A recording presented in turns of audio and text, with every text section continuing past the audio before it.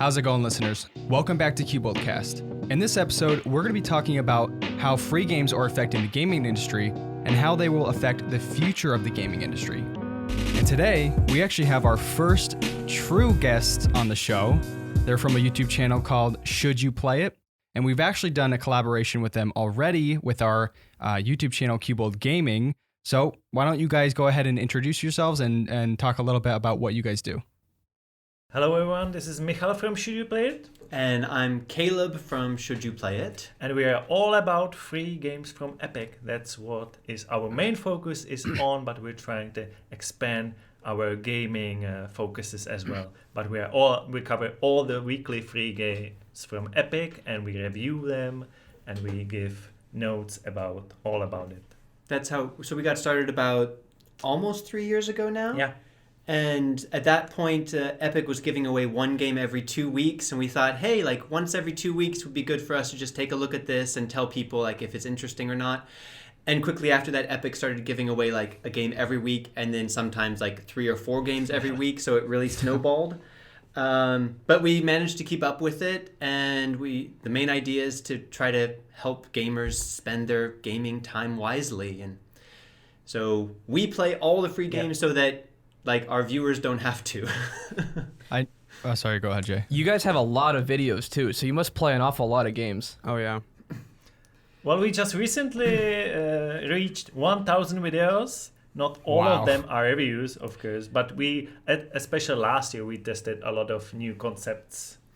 Yeah, we've tried a lot of different things. And I mean, just following Epic has given away 231 free games. That's to crazy. date. That's insane. And with a few exceptions, like we have like tested all of them and done a review of all of them.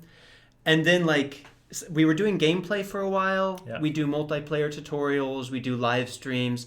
And like for this previous Christmas 2021, Epic was giving away a free game every day for 15 days. Yeah. So I was on vacation, but Michal actually did like a prediction video for the next one. Every single day, basically, every day. Like 3 to 4 videos. Yeah. Non-stop. Wow. And streaming live as well. Yeah. Mm-hmm. That's crazy. So that's why we reached 1,000 videos pretty quickly. So we're trying to pull back from that now and get it a bit more under control, because it's still a hobby for us. Yeah.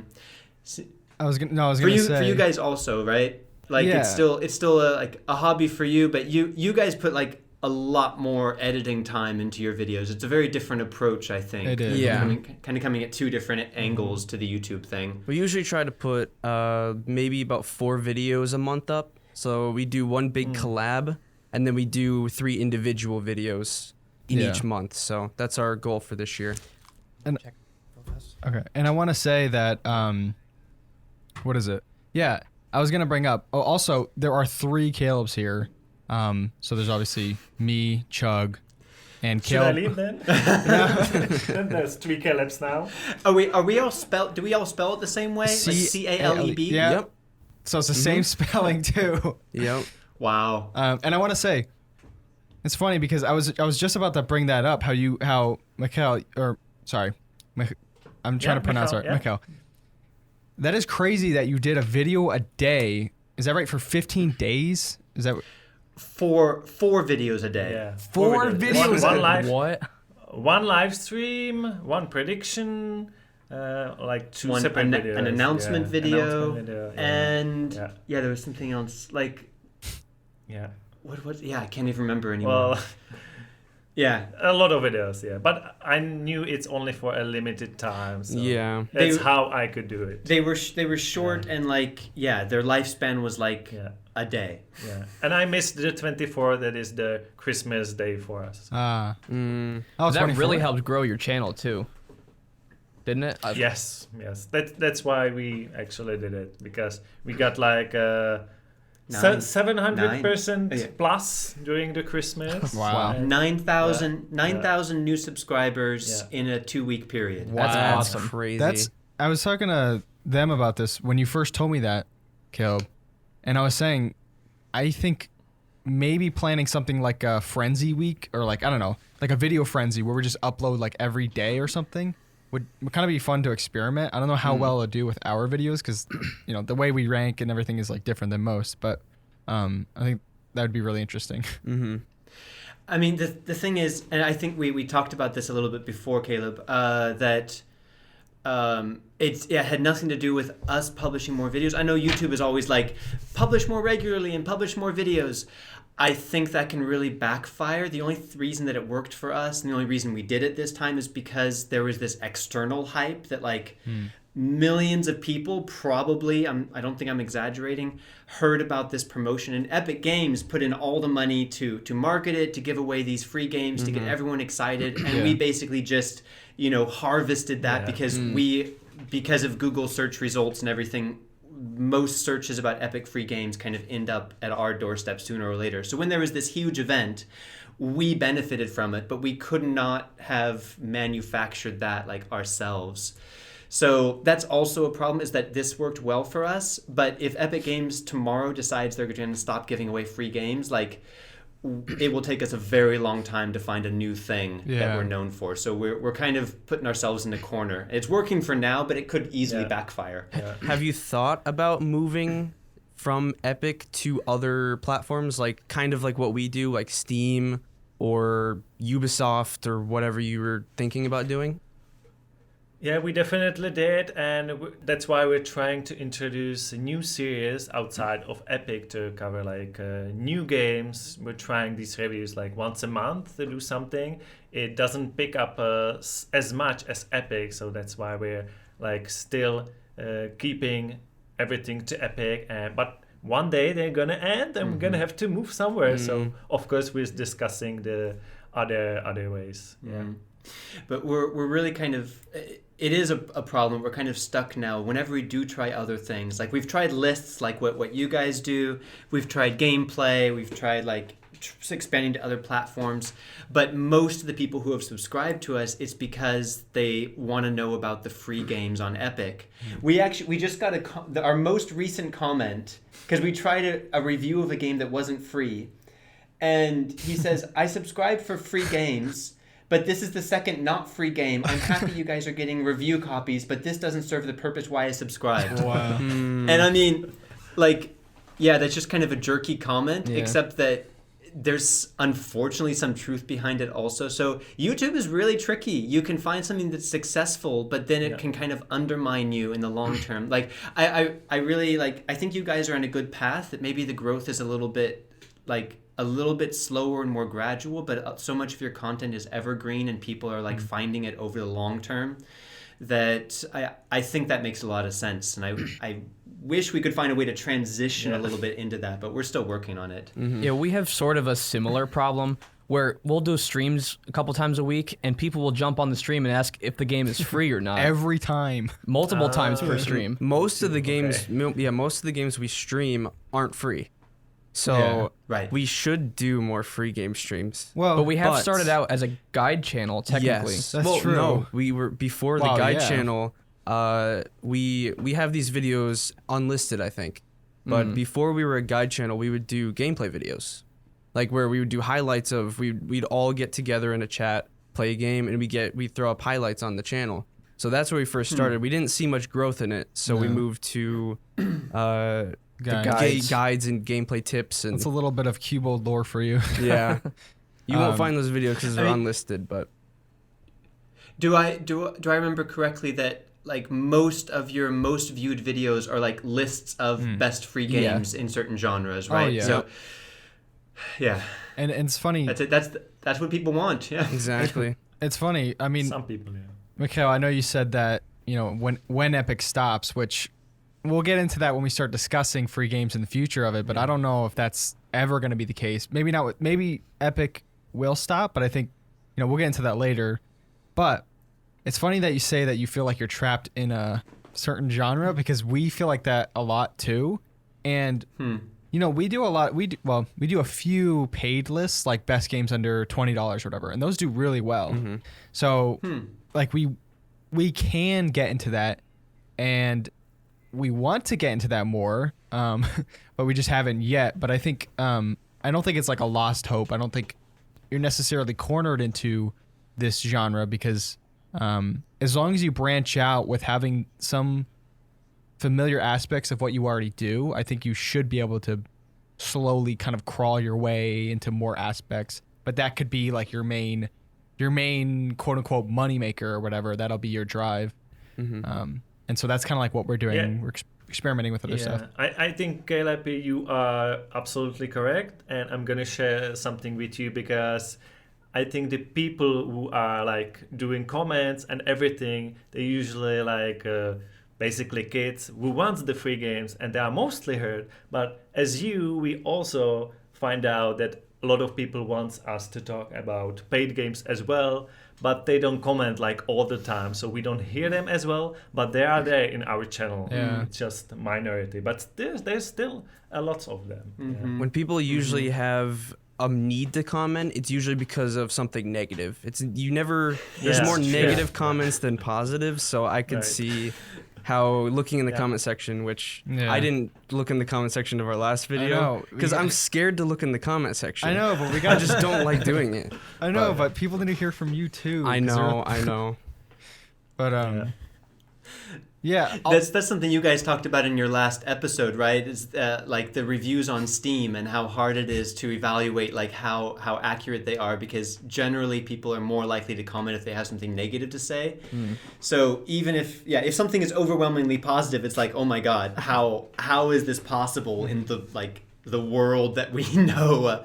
But if something is mixed, it could still be great. Like I've watched like TV shows or played games that are not critically successful, and I'm like, hey, like, what's the problem? This is great. Like, Yeah. People. It's hard to know what people want. Well, Exactly. I think people that are disappointed or they want to leave something negative, that's a stronger emotion, and so it brings them to action sooner than people that are happy with the game. Because I rarely ever leave reviews, but if I don't like something, I'm gonna leave a review and I'm gonna let them know about it. For me, if it's something that I generally had a lot of fun with, I'll leave a review.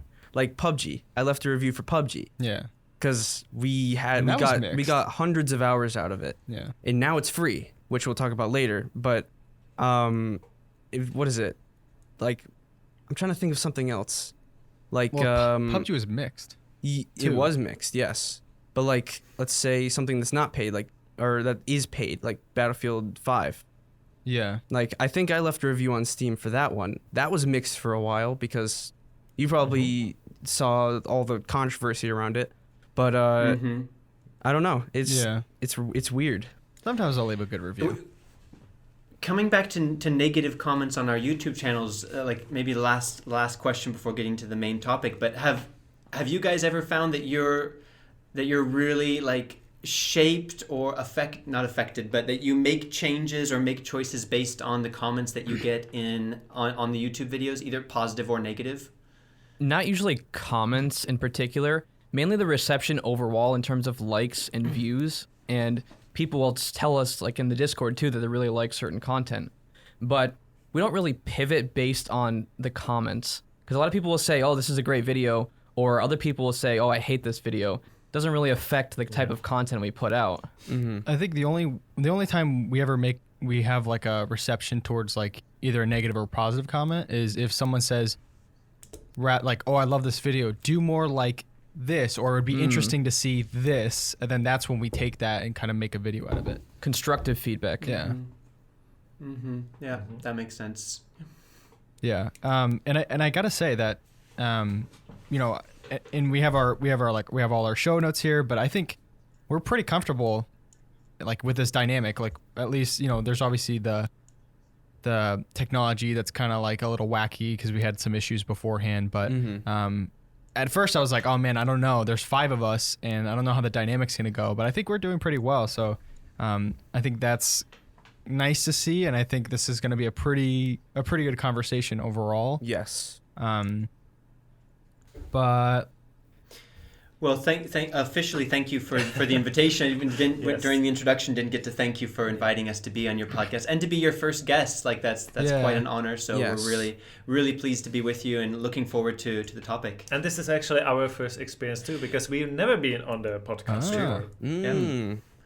you guys should But hey, maybe this could be kind of like a little Intro into it. Yeah, a little intro into maybe your subscribers would kind of like seeing you guys in this longer format, and I mean, we love it. It's Yeah, we one of our just hit favorite things to do. our 50th episode last podcast, Yeah. the Battlefield one we just did.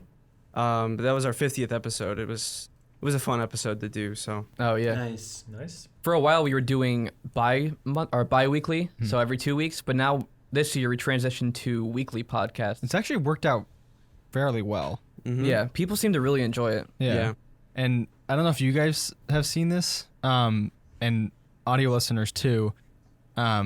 Last episode we did a weird candies challenge where Chug bought like the weirdest candies. It was like online. 12 or 13 different types of candies. And we didn't know what they were. I mean, I knew a few, but I was not ready for how gross some of these. One was pizza. Yeah, it literally Oh, It was so gross. it tasted like what a dirty restaurant's floor smells Yeah. like. Literally. It was nasty. And then the what was it? Durian. Durian candy. Durian candy, which was The dirt. No. From the durian. Yeah. Yeah, that was pretty I bad. don't know. You guys And probably you saw tried it that. on the podcast. Yeah, we did. you could go back and I mean, if you. Okay. It's It's at the very end, so So everybody could hear how disgusted you are after and trying and Yes. see us. durian candy. Yeah, one of them was the dill pickle. It was literally Yeah. a little, yeah, a little candy coated in like dill pickle, and then the inside was filled with this green liquid that coated your mouth. it was all salty and Ugh. I don't even. It was really nasty. We almost puked, I think, but Oh, wow. the toe Satan. Actually, I'm too? tempted to Oh, try. yeah. Oh, you did the dill pickle candy? You said you tried it? You want to Yeah. try it? Oh, you Yeah. want to No, try? I would like to try Oh, you would because like to I try. like to try new things. I'm quite picky as well, but I like to experiment. And sometimes I like weird things, and I don't like normal things. So. yeah, Yeah, we've been having You spicy never know stuff until too. you try it. Yeah. exactly. We did some spicy stuff last week. The Toe of Satan candy. It's like 9 million Scoville units. Yeah. It was It was ridiculous. insane. Okay, so I only bought one of them, and it was a lollipop about maybe that big, and I broke it up into like a ton of pieces because we weren't gonna just eat the whole thing, so that would be ridiculous. But Right. we all took a small piece. It was ridiculous. It was worse than the wing challenge we did on another podcast. Ugh, that was, It was so. it you was can- bad. You can literally see me. So I'm over here dying, and then I think I like laughed or I coughed or something, and you can literally see this snot like come out of my nose because of how hot it was. It was awful. Yeah. I'm guessing Mikhail I would wouldn't not, do that. I would not survive that. Caleb likes hot. No, I and hate- if he no, sometimes okay. tells me the food is not hot, and I try it and find out it's actually hot. So he's got his limit really high, and I, I don't got think it really I don't low. think I do. Like Yeah. ginger is too spicy for you. Ginger is No, spicy. ginger not. Well, it has a ginger little- not. Well, We- it I- depends on what ginger you get, but Yeah. I mean the hot spice. I eat ginger as it is. I've tasted food specifically thinking of Yeah. you and thinking there is no like we traveled in Yeah. several countries Yeah. together, like in Yeah. Thailand. I've Yeah. tested food for you and said no, there is nothing spicy in there. And I couldn't eat it. And he takes a bite and just Yeah. immediately turns red. It's quite incredible. So your challenge, I would probably not survive. It would- It would it be my would- first okay. and last. it would kill him. Yeah, absolutely. It was a lot of fun though. It was. It was different. Sounds like it. No, something with podcasts that a lot of people don't realize is that there barely is feedback. Like we try to get people to give feedback on our podcast or even interact with us, but they really don't because they're more passive listeners. Yeah.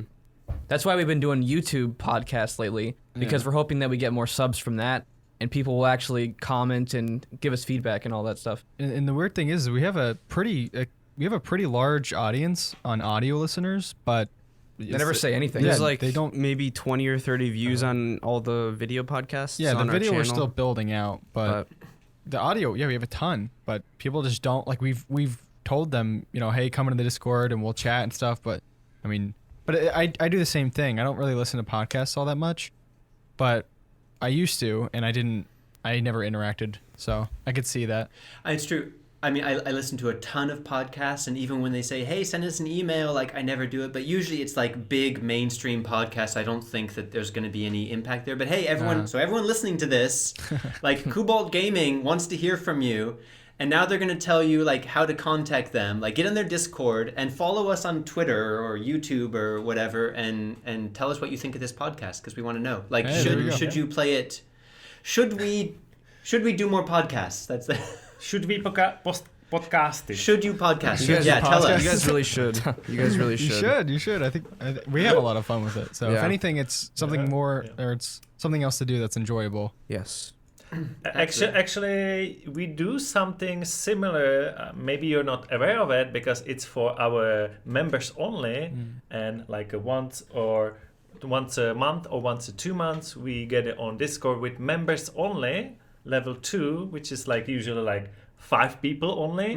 But we do an hour just with them. We don't record it or anything. We just get to touch with our members and talk to them, and they're fine if they don't want to talk, but we have like at least 3 or 4 people who are happy to talk that and really easygoing.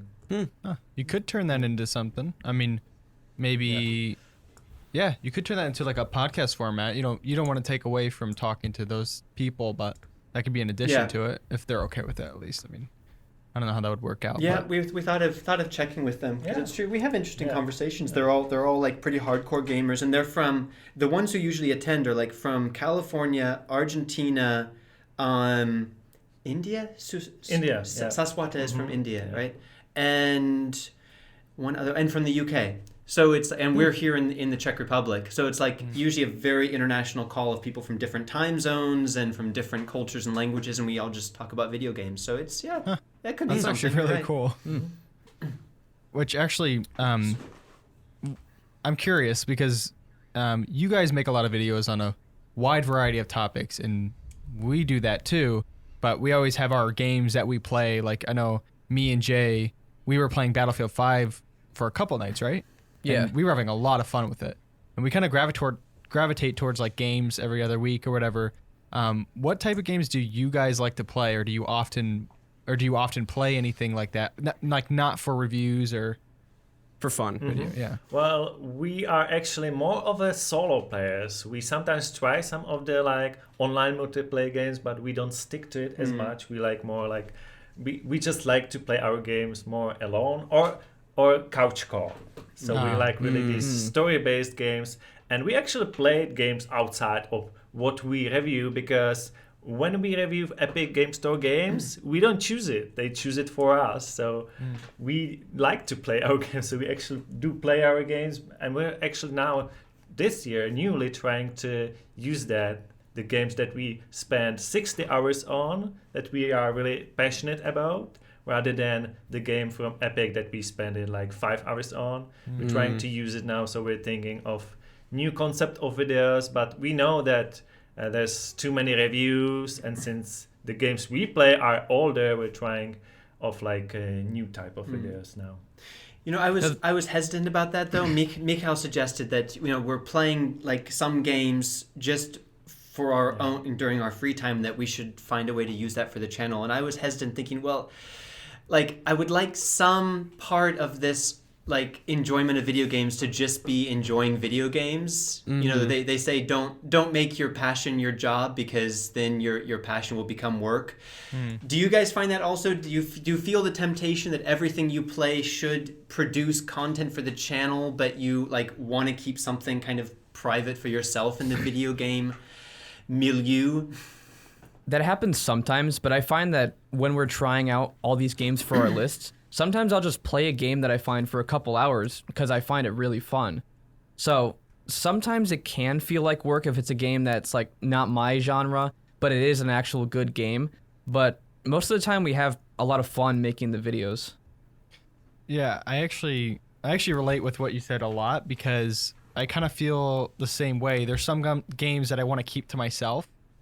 And Warzone. Well, that sounds selfish, because I could make content on it, and I could make a video out of it, but I kind of want it.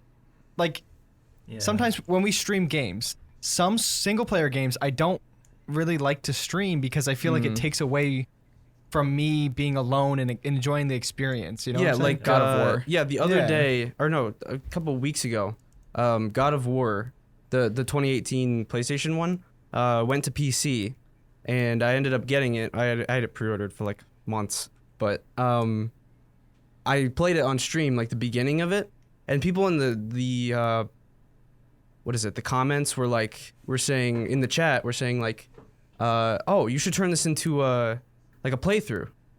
And I'm just like, maybe, but I feel like these types of games are meant to be for, I mean, unless you're like one of those big YouTubers, like 10 million subscribers, I doubt they don't even play games by themselves, like separate. But for us, there's always that the single player games that we want to keep to ourselves, or even the multiplayer games. Like I know you play Warzone a lot. Yeah. It's mainly that way with story games, though. Yes. Story games in particular. Like there are other games that I really enjoy, like Terraria and Noita, which I've made videos on, and I really like making those videos. But when it's story, I like to sit down and actually kind of enjoy it myself, like a movie almost. Yeah. And some... I think... no, go ahead. I think it's when... well, we know it between us, because once you made a video...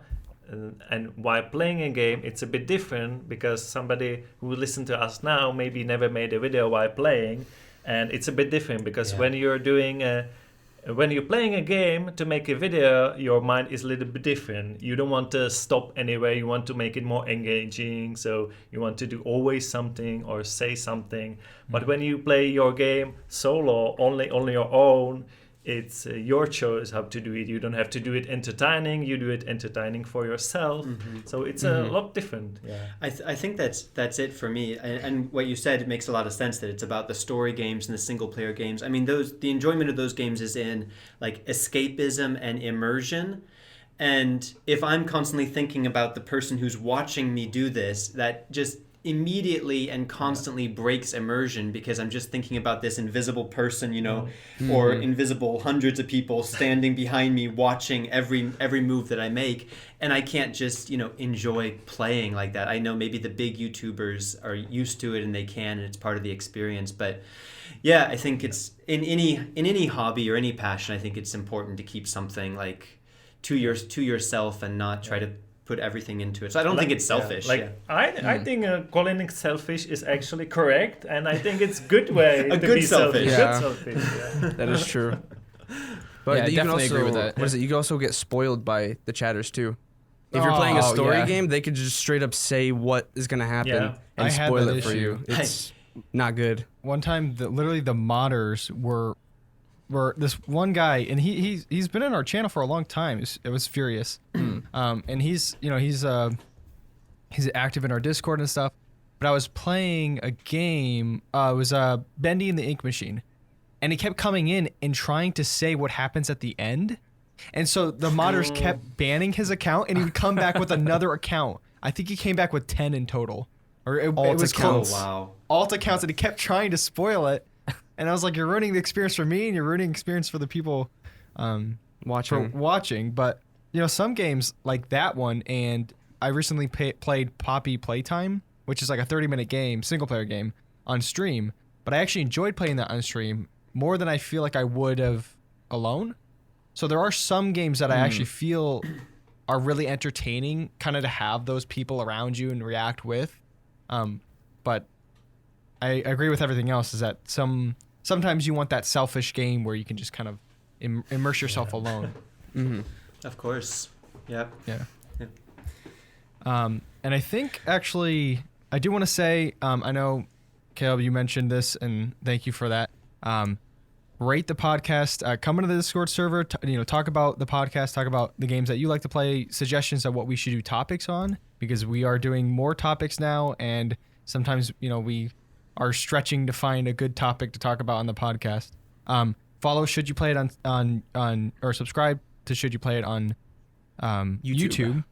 And I think we should be able to go into our first topic point, which this is something that I personally think about quite a bit, and it's something that I interact with a lot, which is Battle Royale games, because I am an avid Warzone player. I'm very competitive, super competitive in that game. And that's a Battle Royale, and it's obviously free, but something that kind of surprised a lot of people is that when PUBG was kind of the main Battle Royale out there, There was Fortnite that came in and kind of overtook that spotlight, and it was making millions and millions of dollars. And then, there's obviously Billions. Apex. Yeah, billions. Yeah. And then there's Warzone, which I think Warzone makes like $4 to $5 million a day or something crazy like that. So you see something like we do on our channel. Like almost. Yeah. like on our YouTube channels, right? Maybe both channels together. Yeah. But it's kind of weird because this happened in the last 4 years maybe. 2017 and 2018 is when Fortnite came the out. big battle royale bump. And so I think that has changed gaming for really forever, because so there's so many people playing these free battle royale games, and they're earning a lot of money, more than solo developed single player games that people put hours and hours, not hours, years and years of work into. So I kind of want to discuss that and like, what are your guys' thoughts on battle royales and how they've changed with all this earning and stuff like that? Yeah. Well, first thing we should actually say that as you talked about Fortnite being so big, thanks to being so big, it actually made our channel possible, because since Fortnite made so much money, the Epic Games Store as a company was able to and is able to giving us free games, and without Fortnite, our channel wouldn't be about Epic Games actually. It's ironic that we don't play Fortnite at all. We don't like it. I think we don't like it either. Once. No. We don't like it either. No, I cannot get in. I mean, to be honest, I can't get in. I've tried all of the big battle royale games. I can't get into it. I think mostly it's because I come in years later when people are actually good and I suck, and there's no chance to like actually get good, as they say. Or I don't have the patience for it. But yeah, I mean, that my first reaction is exactly what Mikhail said. Is my first reaction to Fortnite is it made billions of dollars for this tiny little games company that then was able to try to compete with Steam, has been giving away hundreds of free like single player games for people to keep, and spending hundreds of millions of dollars just to get people onto its store. And they're losing hundreds of millions of dollars every year on the Epic Games Store. We know this, like it's all in public documents, and it's all because Fortnite just prints money.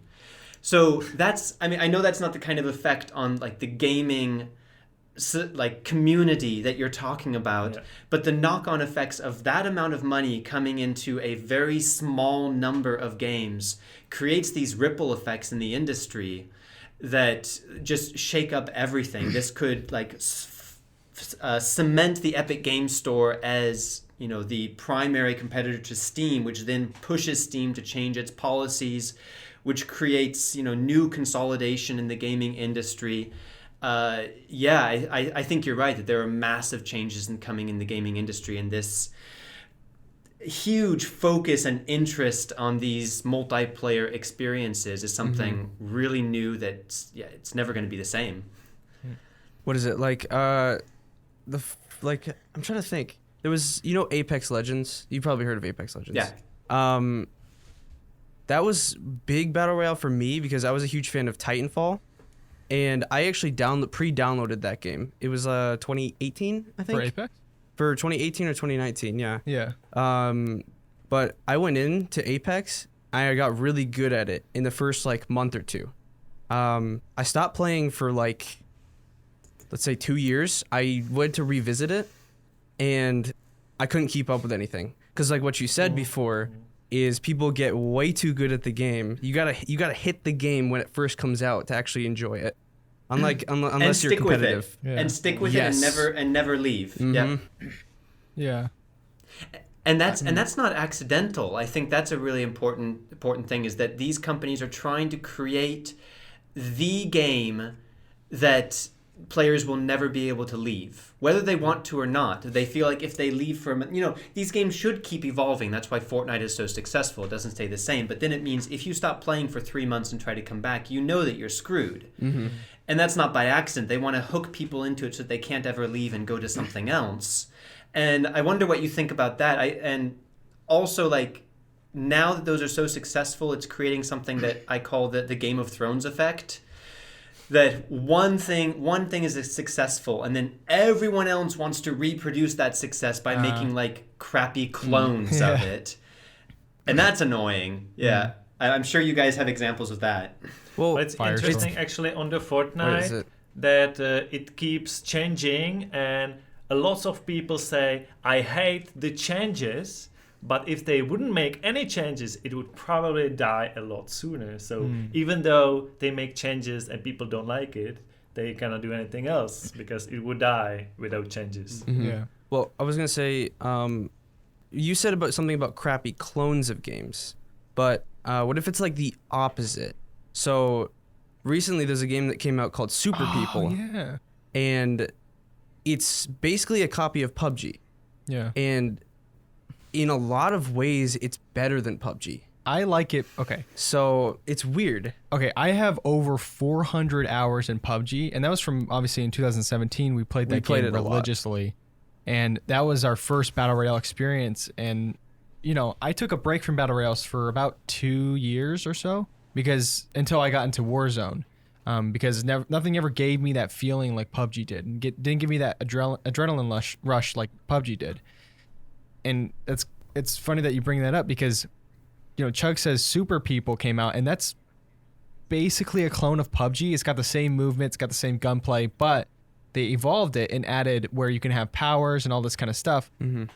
And I like Super People better than PUBG because it's more evolved than PUBG, and it kind of revitalized that feeling in me. Yeah, PUBG actually tried to go the Fortnite model with their game, which is the opposite of what their player base wanted. Yeah. And that in turn brought down their player base by a lot, and they just dispersed into other titles like Warzone and maybe even Super People now. I don't know how big that is. It's decently big. It's lost a lot of steam, I think mostly because there's a lot of other games like Lost Ark coming out, and the streaming, I don't know. I mean, the streaming space is so competitive. I don't know how it is with actual numbers on Steam. But it's, Jay, when you said that they went the Fortnite route, a lot of what we didn't like, I don't know how you guys feel about this, but what we didn't like about the Fortnite is it was very like Mobile game. it was very mobile game. It was very kiddish. It was very like immature almost. And we were into PUBG, which was a little more realistic. More mature. But then PUBG started adding these like dances in, and they try to make it like kid friendly. And it was just one of those uncanny things where you see like this really like military strategy game, and then they add all this like these elements from another game that just doesn't mesh well. And that's part of why we left the game. I mean, it sounds like we have no expertise in front of you three to talk about battle royale games or the free to play games, but like because I mean, me personally, I bounce off of battle royale games, honestly. But talking about the impact of free games in the gaming industry, like our side of that coin is the free to keep games, which I think it's ironic that like the biggest free to play game ever, like Fortnite, actually morphed into this campaign by the Epic Games Store to give away, hundreds at this point now, hundreds of games just to get people onto their game store. And like this is the other side of how free games, like the ability to play games for no money, I think is really interesting because it cuts both ways, and Caleb, you started by saying that you've thought a lot about this, and I've thought a lot about this problem, probably like much more than an adult man with a job and a family should spend thinking about this kind of thing. But like how there's so many good things and so many negative things about this new world where you can play incredible games and be like overwhelmingly entertained constantly for zero money, because the accessibility on one side and the possibility for people to play games that they never would have been able to before is fantastic and great. On the other hand, what is it doing to indie developers? What is it doing to the industry? And we started by talking about how it seems like all of our YouTube comments are just people who want everything for free now. Like there's a reason for that. That the younger generation has grown up expecting that they should be able to get everything and get access to everything for free. So that's been something very interesting for us, because like now whenever we try to even review a game that isn't free, half the comments are, so is it free? And it's great that we can get all this for free, but is it? What's the long-term effect going to be on the gaming industry? It's a bit worrying sometimes. Mm-hmm. Yeah, this morning I was actually considering, like back before this all started, the way that Call of Duties would have a season pass where you get all the DLCs for a separate fee, but they've since stopped doing that, and now they try to do the battle pass methods, and lots of other ways of making money besides paid DLC. But I actually personally like the paid DLC route, but if you think about it, it's actually better in the long run that it's not paid, because some people don't want to pay for that DLC, yet they actually make more money from the Battle Pass than the DLCs, so they can still provide content for free to the people who already bought the game. Yeah, and it's kind of weird now that we're kind of discussing how like Fortnite has affected you guys directly, which is kind of interesting because I never thought of that. But also how you say when people come to our comments, because I think it's a probably similar situation that you guys have. You have a lot of younger age group people coming in because free. They don't have money. Yeah.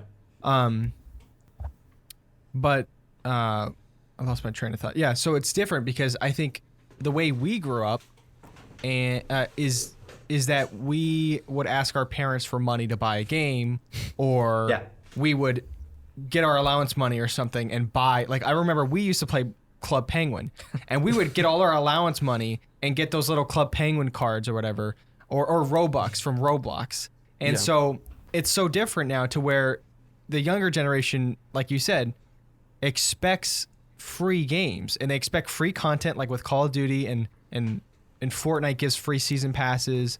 And I actually do kind of miss the old days where you would scrounge up money and buy the DLC pack if you wanted those maps. And although it did split the player base quite a bit, because a lot of people wouldn't have those DLC, it really just didn't make any sense. You felt special when you had that extra stuff. Yeah, it was rewarding. And I remember that like back in Black Ops 2 and 3 when I would buy the packs to get the zombie maps and stuff like that.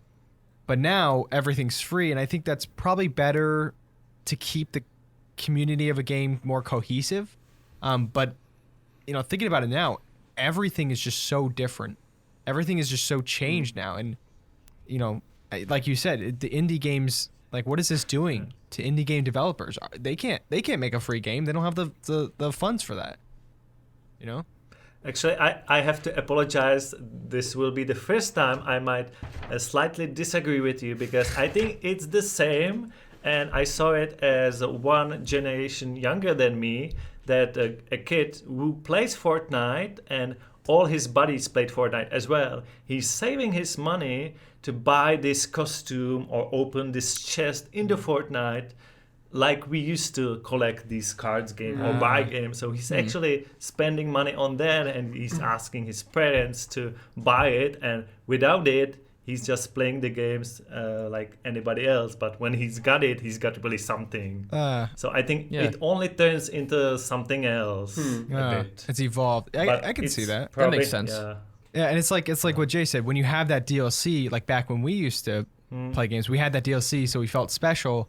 Now it's a skin. Yeah, now it's a skin where they feel special, and it's evolved, I guess. And if evolved, if someone else doesn't have the skin, you can envy the one that he's got it. So. And it's almost kind of like, that you point that out, and I agree, it has evolved, but it's almost a little worrying because the weight of which we value things is just so different. Because now it's a cosmetic when it used to be maps, DLC guns, content, and now it's a skin. So I think their gauging of what is like valuable. I mean, in retrospect, I guess it's all video games. It's all, it's not like, but that's maybe a little bit fault of the game, because Fortnite doesn't allow you to buy land or anything else in the game, just skin. So maybe that's not exactly the fault of the players. Yeah. I mean, it might be kind of the best of both worlds, is that it is as accessible as possible, and so people who have no money, I mean, we have a lot of viewers from low income countries on our channel. Our biggest viewer base is in India, and we know that a lot of our viewers, because whenever we review a game, even as like $2, they'll say, well, I can't get that. Like all I can do is download the free games or play free to play games.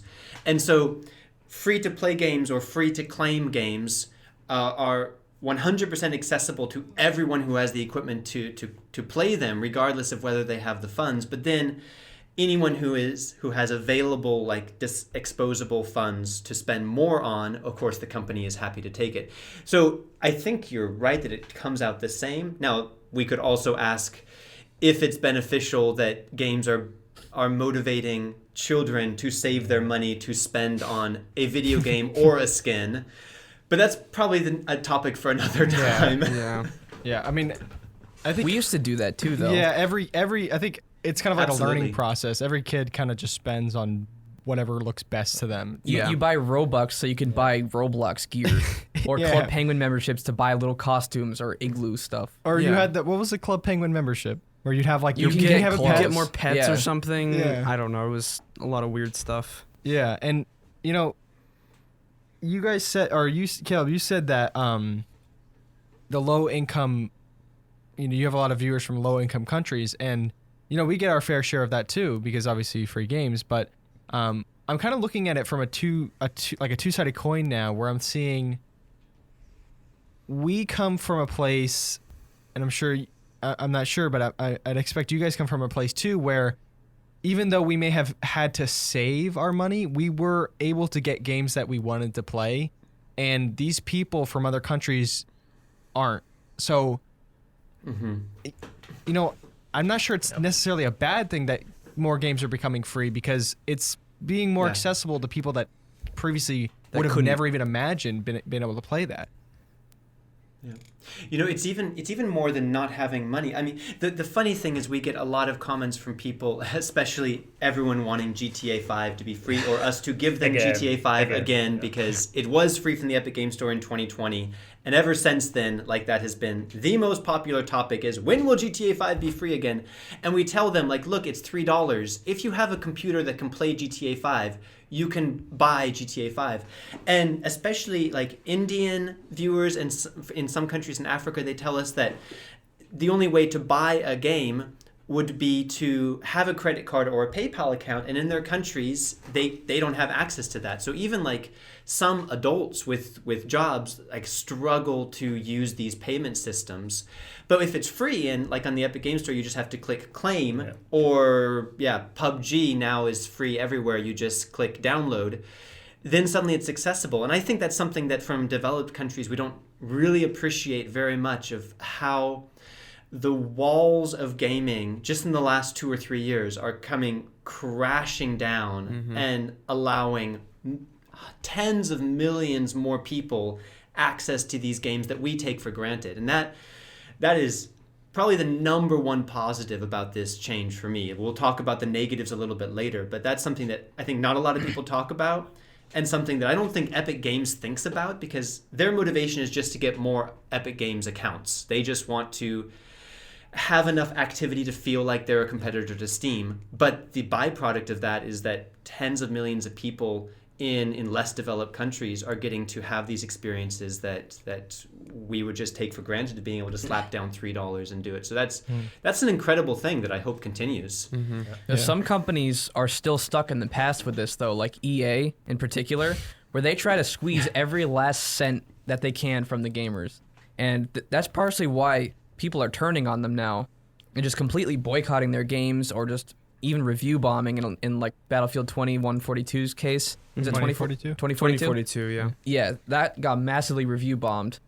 And a lot of these companies are actually taking notice now that that's not going to be tolerated, where you just try to take every dollar that these people have. Because, like you said, low-income countries, they can't afford stuff like that.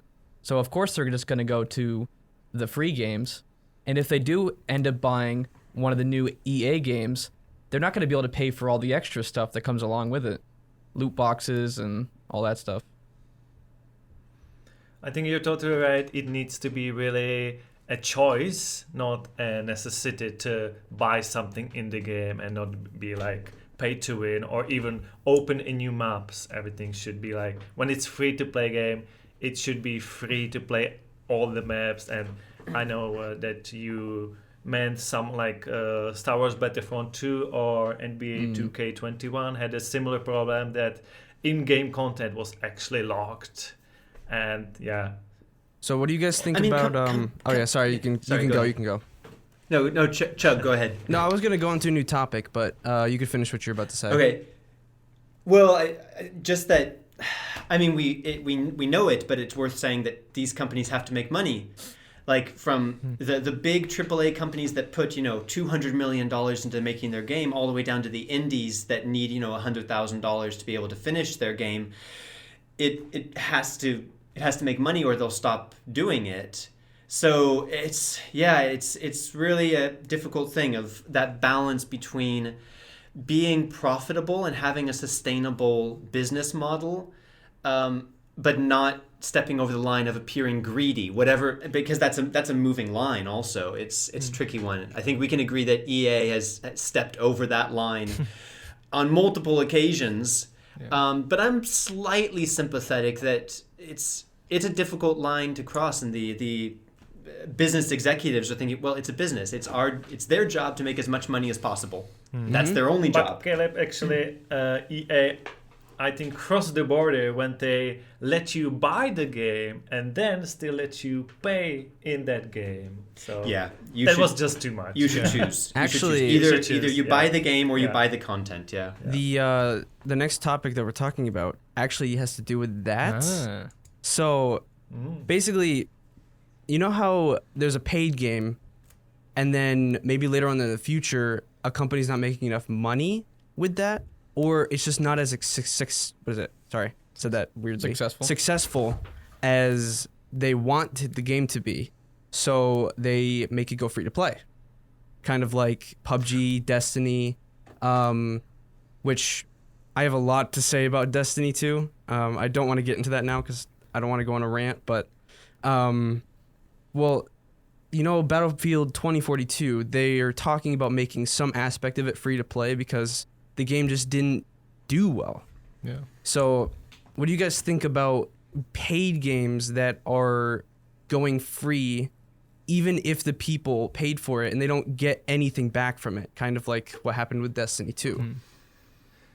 Yeah, I actually think there's two options for the game developers. If like the paid game is slowly dying, they have basically two options.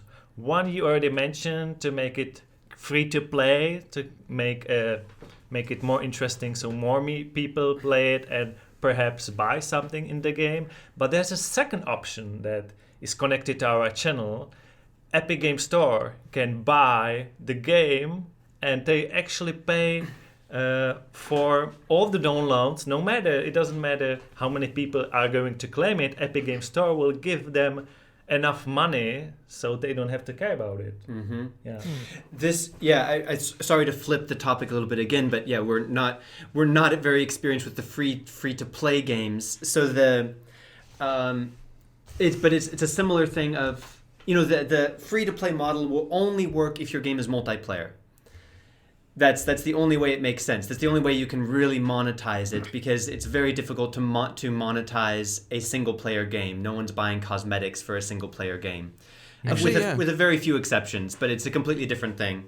But we're now seeing a lot of, well, not only Epic. Epic kind of pioneered this, that people don't just like steal the game from the developer and give it away to millions of people. The developer, takes a check from Epic, a big check, often a big check. What it was for Civilization 6, it was something like $26 million that they gave.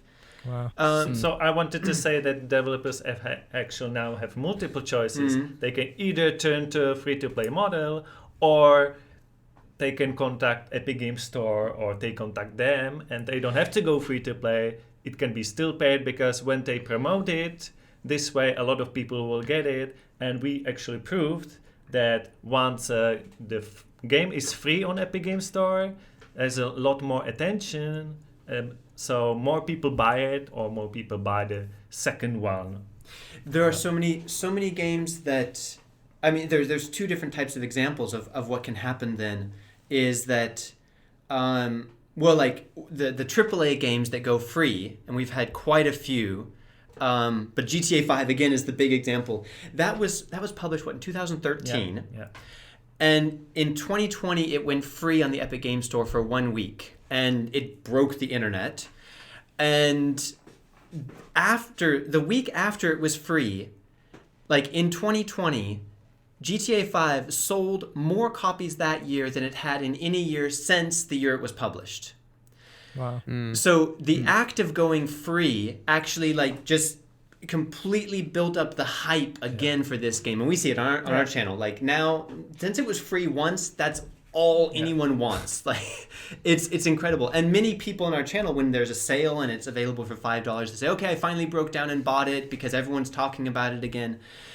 So that can be the effect for AAA games. For indie games that just did not have the marketing, didn't have the reception when it was first released, and they've sold almost nothing, at least it gets millions of people downloading the game and being interested in trying it, which then can, if it's successful, can either build up hype to get people to buy it later or get people interested in the sequel, or at least give a check that kind of an influx of cash that helps that developer finish their next game. So there is still this moral question of, since these games are just free for a week, and now we're seeing a lot of games that are for sale on the Epic Game Store, then suddenly be free for a week to anyone who wants to claim them. And there is this moral question of, people who paid for it 1 week before, and now everyone in the world is getting it for free. Is that fair to the customers? I think in that sense, for everyone involved, there aren't too many other options except to just let the game die. And I think that's fair. But then the question is, are customers going to be more wary about spending money on games, even if they can afford it, because they're just waiting for it to be free? Like, what do you guys think, that there's more of a feeling of people aren't going to buy a game because they think that in the future it could be free? We haven't seen that on our channel, personally. I know you guys get it because that's what you do, is you talk about games like that. But I've never actually seen an instance where someone waits for a big game to go free. No. Unless they release some sort of trailer Or a rumor. or a rumor to let them know that it is. Well, we don't get that, but we've all had experiences, I think all of us, with, that type of, moral thing going on where you're kind of questioning whether that was a good decision or not. Like, I know Chug bought Destiny 2, and I paid a lot of money. I think, what was it? I paid $60 for the base game. I paid $30 for the first season pass. I paid another $30 for, I think, the Forsaken DLC, and I paid another $30 for another DLC. So that was that adds up. That's $150, and then the game goes free to play. when was that? Like a year later? A year or two later or something. And then it turned out that they started deleting previous campaigns in the game, weirdly enough. That you had already paid for. That I paid for. So I couldn't play the content I paid for, and then they went free to play, and it was a huge mess. It was a huge I think mess. that's like the worst case. That's the worst way to go about it, because you paid $150 or so on a game and extra campaigns, and then it goes free to play, and now all of a sudden they feel that they can just delete some of the older campaigns. Like, I get it that the game size probably was getting really big. Mm-hmm. Well, they deleted it so they can make room for more paid DLCs. Yeah. So I mean, I don't know. That's beyond the line of just being kind of overly greedy. That sounds illegal to me. Yeah. That you paid for something and then they're just like, no, that's not yours anymore. We're taking it back. Yeah. It's like, Exactly.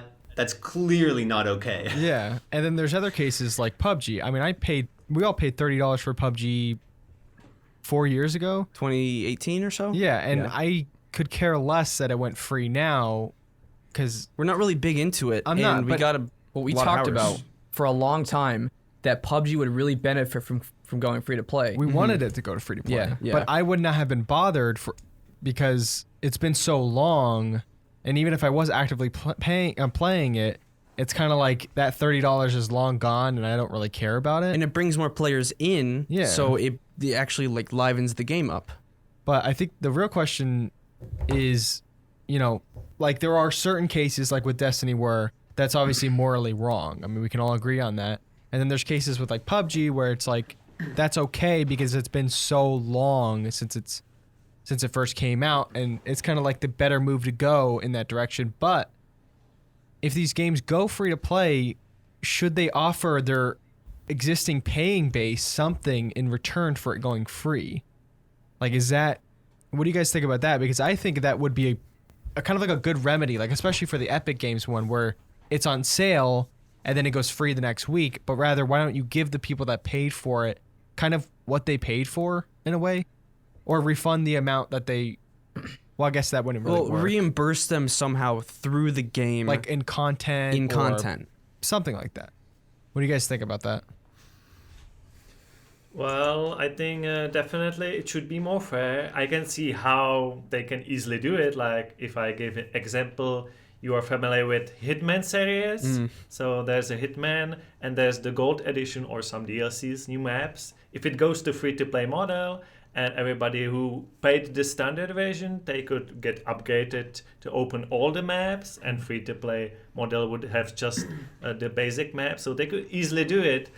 And maybe some smaller games, I can't think of any game that did it well to actually went to free-to-play and give something really valuable to people who spend so much time in their game. But I'm pretty sure there's some games like that, but probably smaller. Well, what do you... Not So, any big one, you said the Hitman games, right? I'm really big into the Hitman games. And what if somebody has bought everything that has to do with that? So, like, what if somebody owns everything in the game and then it goes totally free to play? What would that person get? What would you think that person would get? Well, that's easy. You would either get possibility to get Hitman 2 or 1, or the future one for like 50% off or something. I mean, they could easily do it like that, but nobody does it. So that's I mean, kind no one even tries to do it, which makes me think that, I mean, especially the big businesses, they must be looking at this in terms of how it could affect their bottom line. And they must have some reason to think that this situation is not preventing people from buying games. It's not making people more hesitant to buy games in the fear that they will go free. And it's a bit squishy because it's a question of time. Like you guys were talking about PUBG. You put the money into it, but you got your money's worth out of it before it went free. So you decided that you wanted to get in the first year that it was published. You had the money available, you did it, you got your money's worth out of it. And since it's so many years later that it goes free, that doesn't offend your sensibilities at all. Maybe that's like you go to the cinema, you pay for the movie, and in 2 years it's in the TV for free. Yeah. So that's fine.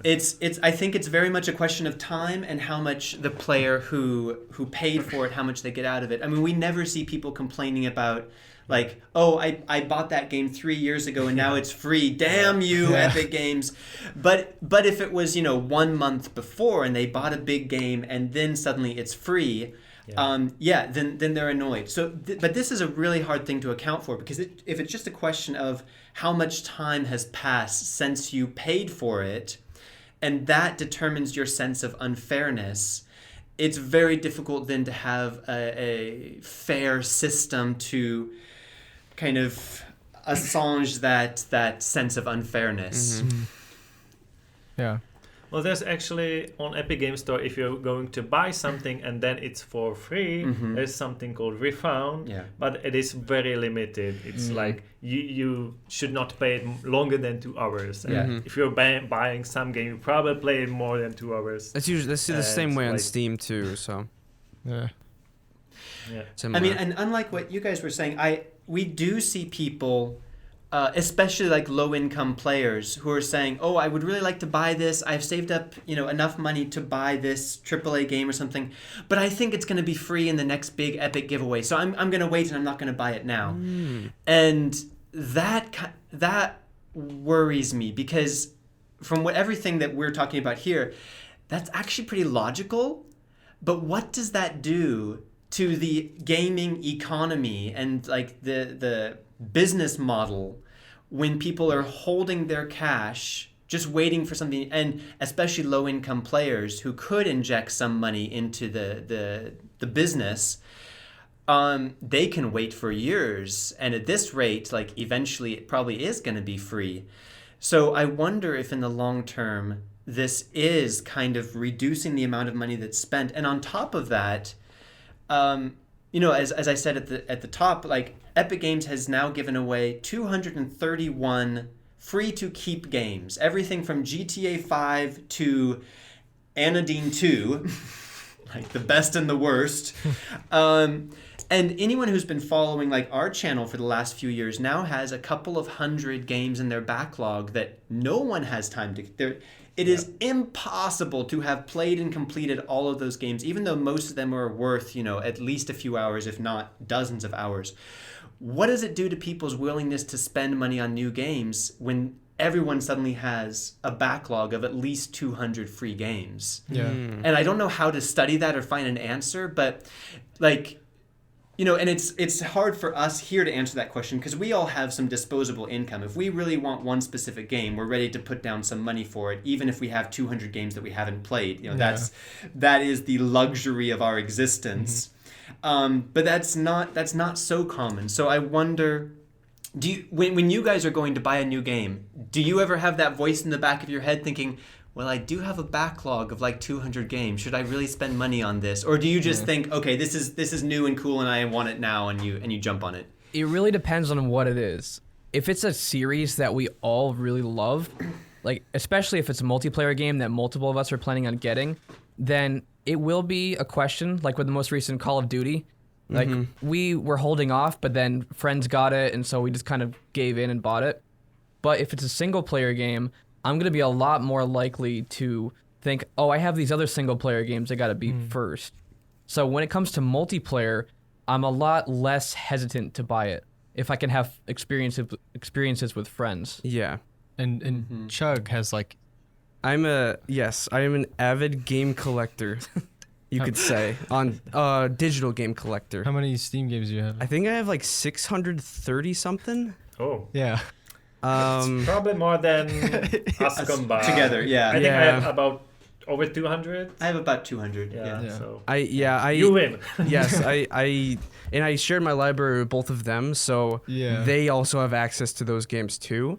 So I'm not just using it for myself, like. Yeah. But you guys really don't play that many games as I do, though. But yeah, I don't know if I get that problem though. I don't really have, like what you were saying. That you think in the back of your head that you have a backlog of these games. I mean, I obviously have a big backlog of games, but a lot of them I've beaten. But you're the type, you like, when you want a game, you buy it, you pre-order it. Yes, I do like new games, but but you play them all the way through multiple times in some cases, depending on if I like it or not.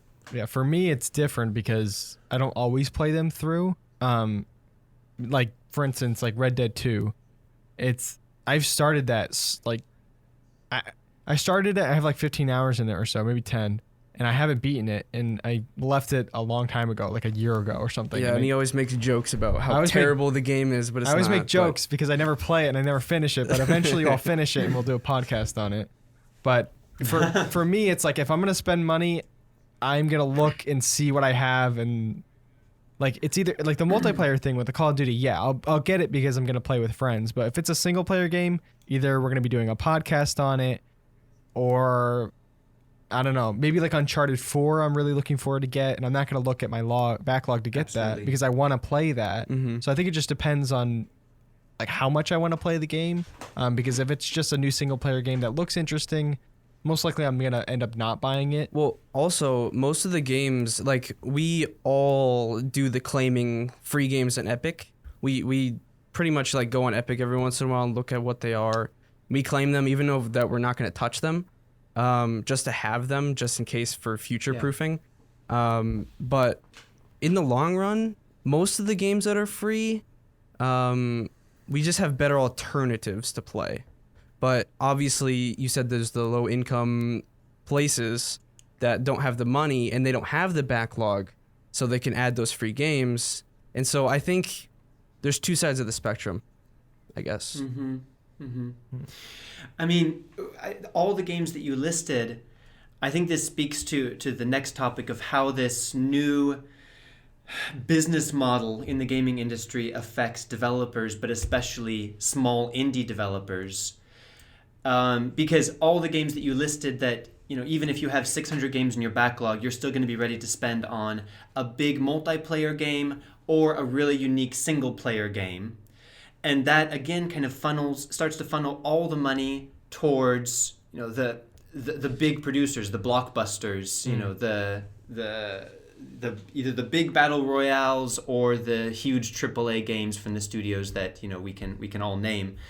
And like I see that with the Epic Games Store also, is that it's what they give away is a lot of indie games, which on one side it's great that they do have that avenue, like what Mikhail was talking about, is if their game was not so successful, Epic will cut them a check, and we've seen some data, depending on the game, it's between $25,000 to $100,000 to $200,000 to give away their game to an unlimited number of people. And for an indie studio of 2 or 3 people, or a student or something that had a game that didn't sell very well, that revolutionizes their possibilities of developing their next game, and that's great.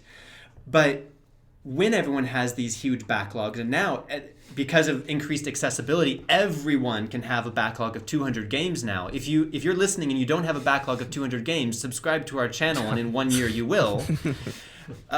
Then the problem is, yes, everyone might still be spending or wanting to spend on the big AAA experiences, but I feel like there will be less and less money available for these indie games, because there's kind of an expectation that a game that lasts 4 or 5 hours should be free anyway, because I have these 200 similar games that I got for free.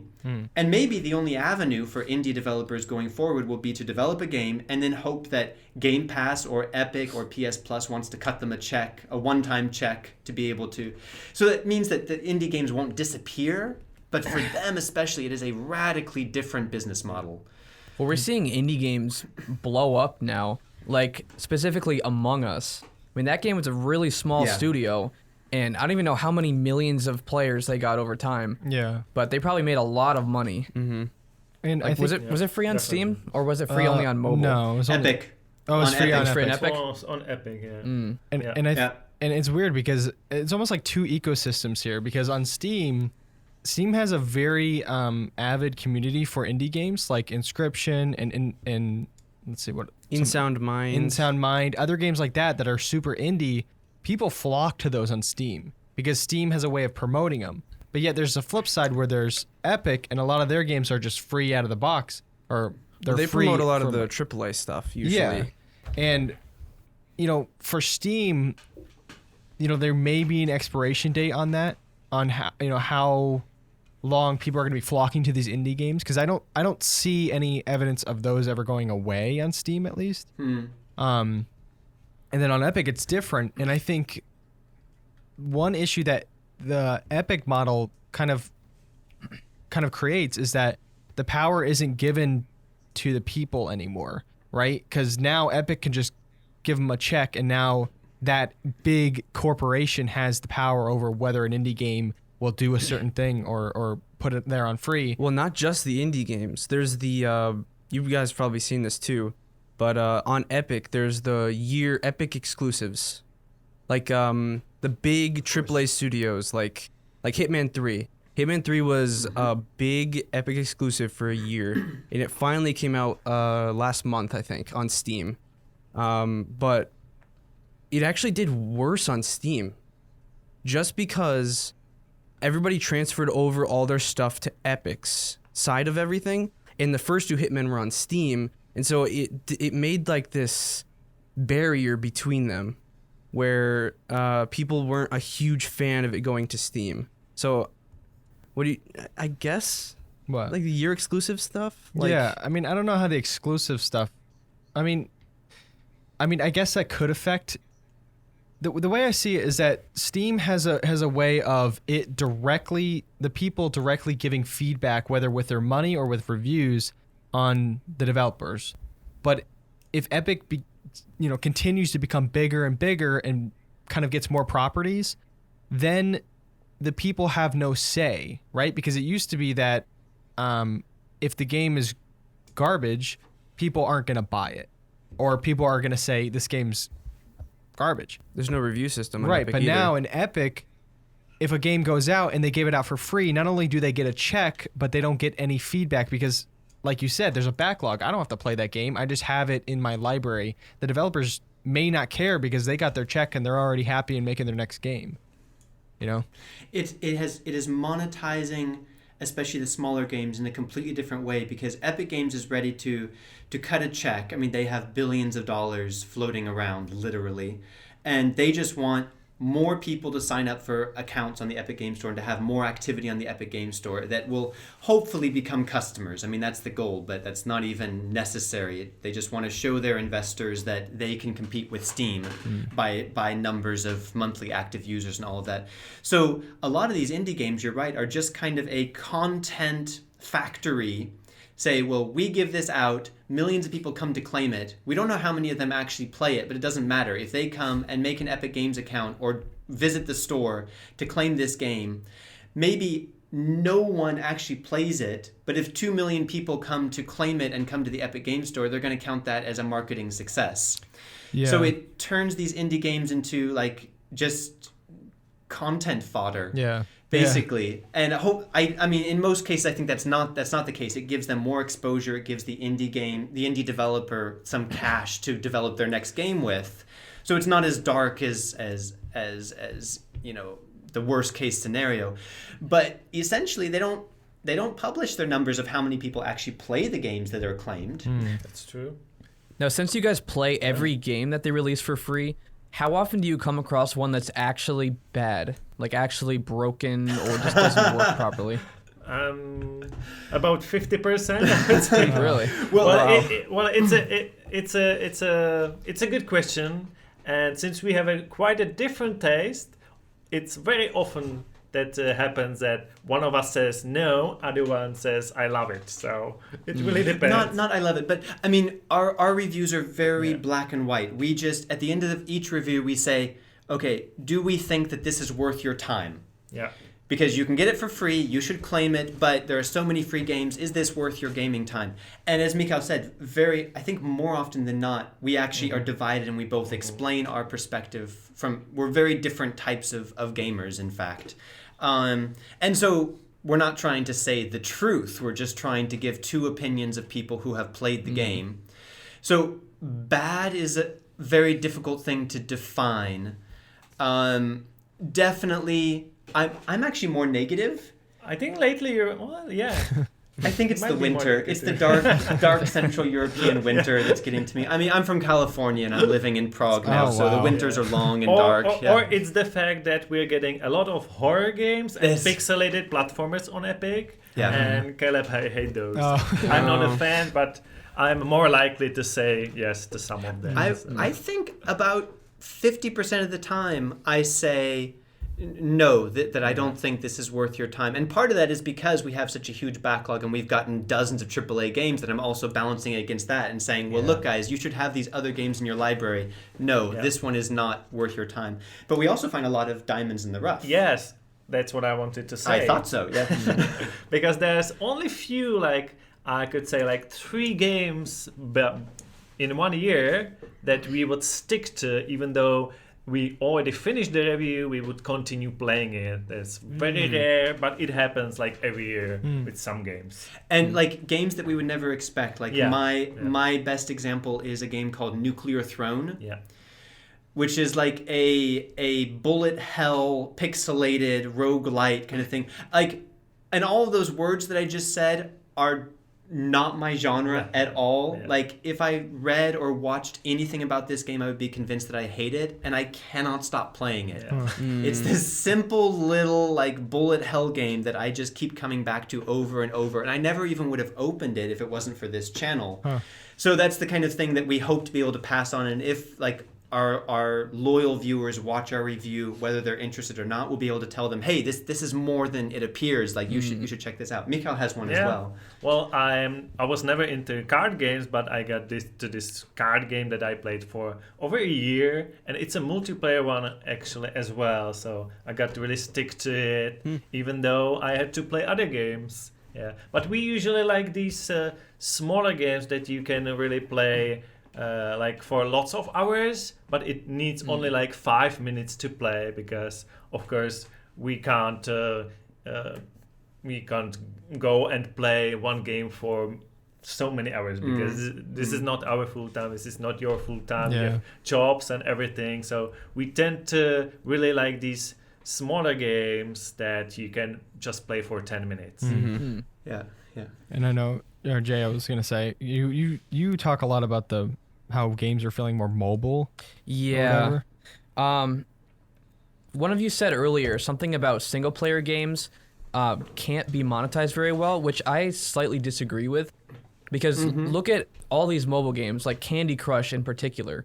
That's a single player game that makes tons of money, and that's actually gone into some other games, like even the recent Assassin's Creed games have microtransactions in them now, and they're trying to shoehorn it in wherever they can. So they might not make nearly as much as with multiplayer, but they still can make it with the single player stuff. But anyway, they're trying to take these mobile tactics and put them into these other games, like these games that you paid for in EA's case, or in other cases just any game that gets put out, like Warzone, like the Battle Pass systems. This has happened a lot in the free games in the past. And since this whole like free games thing kind of started coming out like 4 years or 5 years ago, is they're very mobile, like even PUBG or Super People, really. There's no microtransactions in it yet, but that's one thing that I kind of have to ignore when I play it, is because it just looks kind of like the HUD looks like a mobile game, and I dislike that. Like, I'm not trying to, if people play mobile games, that's great, play on what you can, but for me, I don't like when things are thrown on the screen and it says open this loot crate and get your coins for the day. And it's like, I dislike that.